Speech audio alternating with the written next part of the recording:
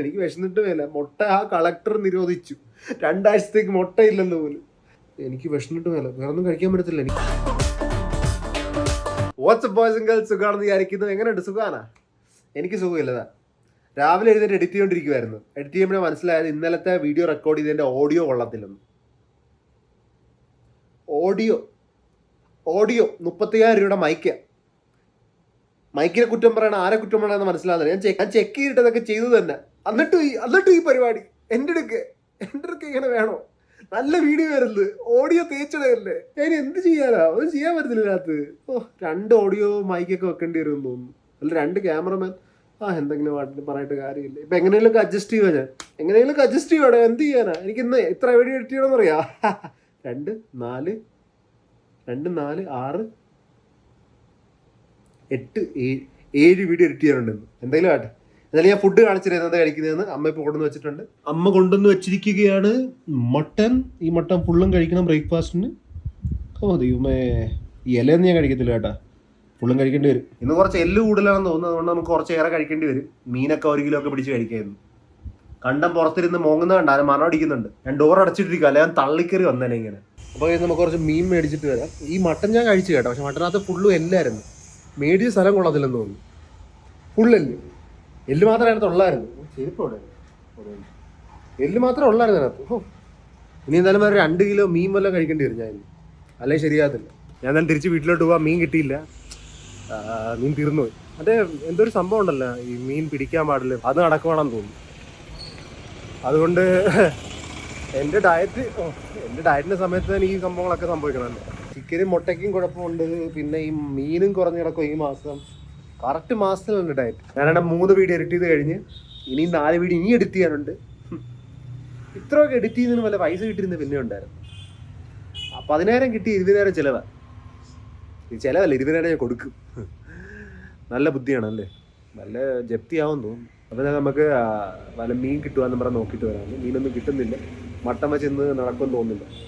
അപ്പോൾ എനിക്ക് എന്തായാലും ബാക്കി എഡിറ്റ് കൂടി ചെയ്യണം. വിശക്കുന്നതുകൊണ്ട് മീൻ വേണം. 100 കിട്ടേണ്ട മീനൊക്കെ 300 പൊക്കത്ത്. എന്നാലും നോക്കിയിട്ട് വരട്ടെ. അങ്ങനെ ഞാൻ വീഡിയോ ഒക്കെ എഡിറ്റ് ചെയ്തു.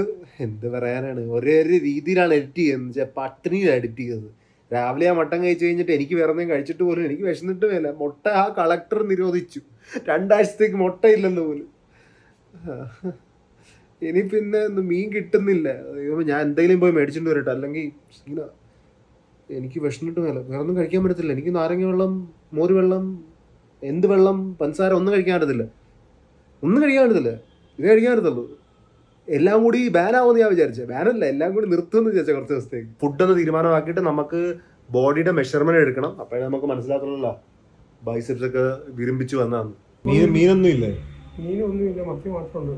മത്തി മാത്രം? അടുത്തൊന്നും ഇല്ലേ? എത്ര രൂപ മത്തിക്ക്? 300 രൂപ. രാവിലെ 360 കൂടാ. അപ്പൊ ഈ ഏരിയയിലൊന്നും മീനില്ല. എന്താ ഇവിടെ മീൻ പിടിക്കാൻ പോകുന്നതാണോ? എന്നിട്ട് നിങ്ങൾക്ക് മീൻ കിട്ടുന്നില്ല? ആരെങ്കിലും പടങ്ങിയിരിക്കുന്നു. ഞാൻ കടയിലോട്ട് വന്നിട്ടുണ്ട് കേട്ടോ. അമ്മ ഇന്ന് ഞായറാഴ്ചയാണ് നേരത്തെ കട അടയ്ക്കുക. അപ്പൊ അത് കട ഓൾമോസ്റ്റ് അമ്മ അടച്ച് തളർന്നിരിക്കുവാണല്ലോ. ഇനി ആ ചെടി മാത്രമേ ബാക്കിയുള്ളൂ. ഇന്നെനിക്ക് ഫുഡില്ല കേട്ടാ.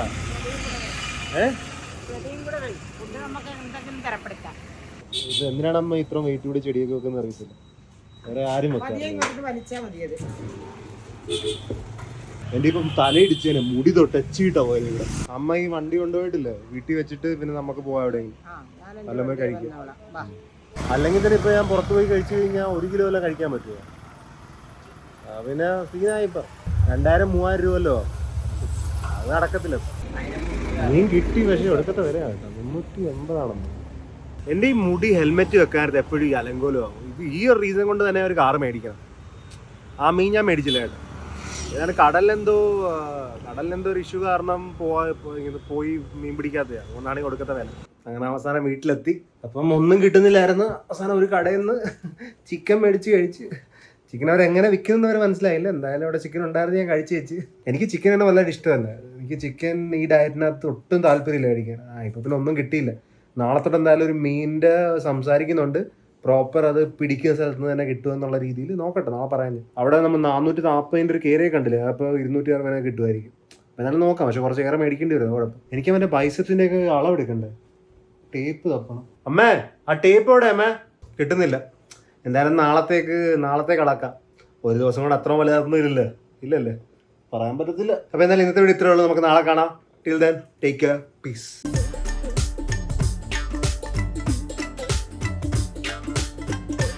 ആനിമി ഇന്ന് കാണണ്ടല്ലേ? 1 പീസ് കണ്ടില്ല, ഞാൻ കാണണ്ടേ.